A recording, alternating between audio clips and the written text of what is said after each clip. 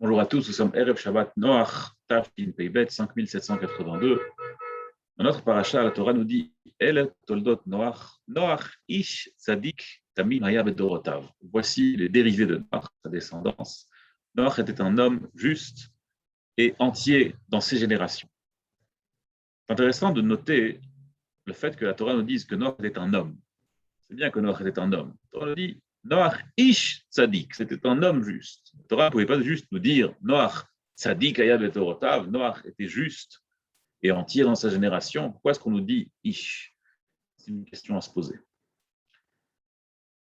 Il y a une notion dans le judaïsme, dans la Avodat Hashem, qui est très simple.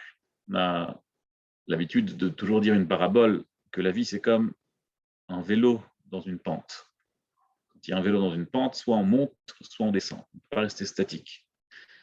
Dans la Avodat Hashem, c'est pareil. On ne peut pas rester statique. Soit on est en montée, soit le contraire. On ne peut pas rester toujours au même niveau. Il faut toujours qu'on soit en mouvement constant. Ça, c'est lorsque notre entourage est plus ou moins normal.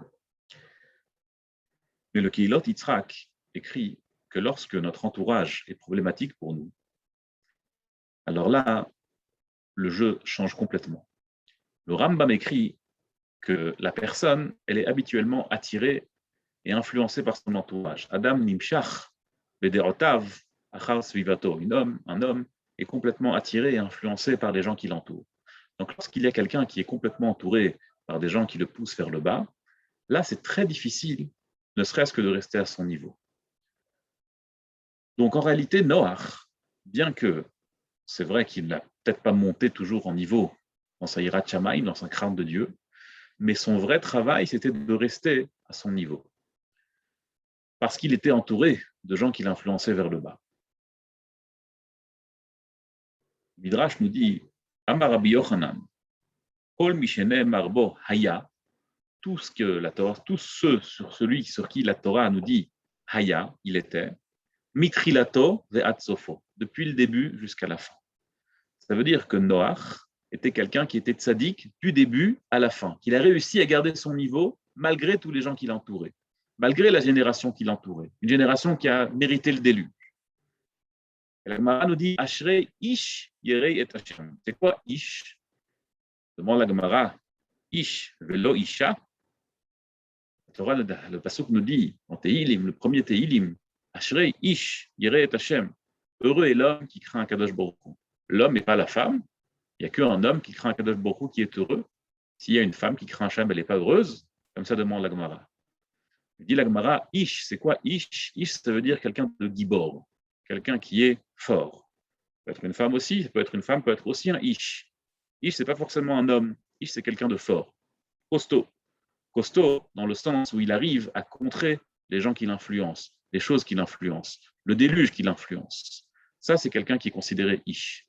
Noach, ish tzadik tamim haya bedorotav. Noach était un homme qui est resté malgré tout fort face à toutes les influences qu'il avait autour de lui, et il a réussi à garder son niveau malgré toutes les influences qui l'entouraient. La Gemara nous raconte dans Masechet Brachot sur Yochanan Kohen Gadol. Yochanan Kohen Gadol était assez incroyable. Il était Kohen Gadol pendant 80 ans. Il était déjà très très vieux. Et la Gemara nous raconte que bien qu'il était Kohen Gadol, à la fin de sa vie, il est devenu Tzduki, il est devenu Apikoros. Il a complètement renié sa foi. Et en fait, c'est incroyable. Yochanan Kohen Gadol, qui était un si grand tzaddik, il a renié sa foi.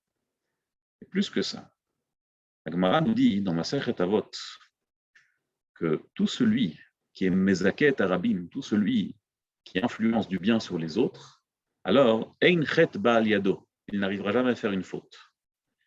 La Gemara nous raconte que Yochanan Kohen Gadol, il a instauré beaucoup de décrets qui ont permis à tout le peuple d'Israël de progresser, de ne pas faire Averot. Donc il était Mezaké et Arabim. Comment ça se fait que Yochanan Kohen Gadol, qui a été Mezaké et Arabim, il a finalement sombré dans la débauche, il est devenu Tzduki, Apikoros, à la fin de sa vie, alors qu'il était pendant 80 ans Kohen Gadol?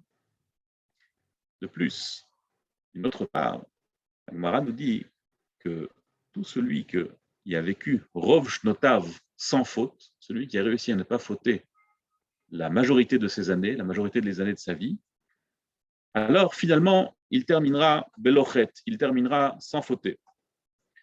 Et là, on ne comprend pas à nouveau. Yochanan Cohen Gadol, il a vécu la majorité des années de sa vie sans fauter, et ce n'est qu'à la fin qu'il a commencé à fauter. Il avait deux raisons, tellement de raisons en vérité, pour ne pas fauter, pour ne pas sombrer dans la faute. Comment ça se fait que finalement il est devenu tzduki?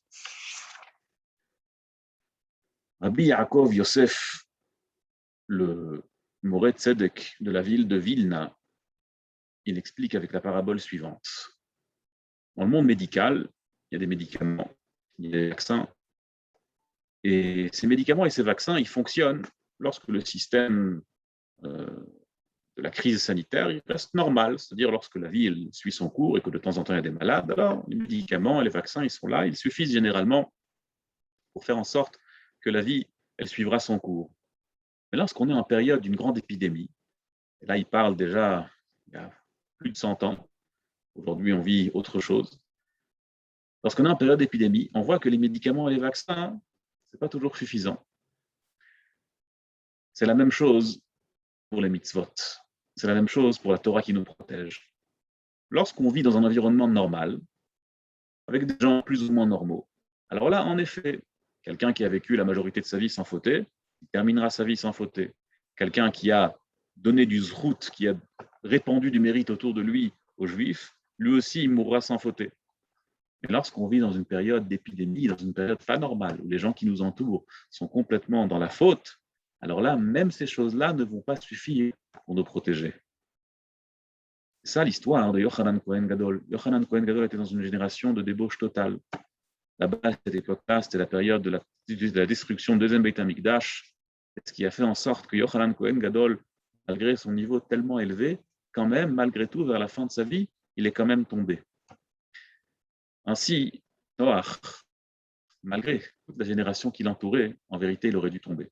Mais malgré cela, il est resté Ish Tzadik Tamim. Il n'y a aucun doute qu'aujourd'hui, on vit une période où c'est sûr qu'on vit dans un entourage qui n'est pas normal. Même lorsqu'on vit dans un entourage religieux et on évolue dans une communauté religieuse, c'est sûr qu'on est influencé par la rue, on est influencé par les médias, on est influencé par les réseaux sociaux, les différents appareils qu'on a en notre possession. C'est évident qu'on vit dans une génération où ce n'est pas du tout évident, ne serait-ce que de garder son niveau de Yirat Shamayim, de crainte de Dieu. Et si on réussit, malgré tout, à maintenir et à garder le cap de notre niveau de crainte de Dieu, alors Akadosh Baruch Hu nous considérera Ish Tzadik Tamim Bedorotav.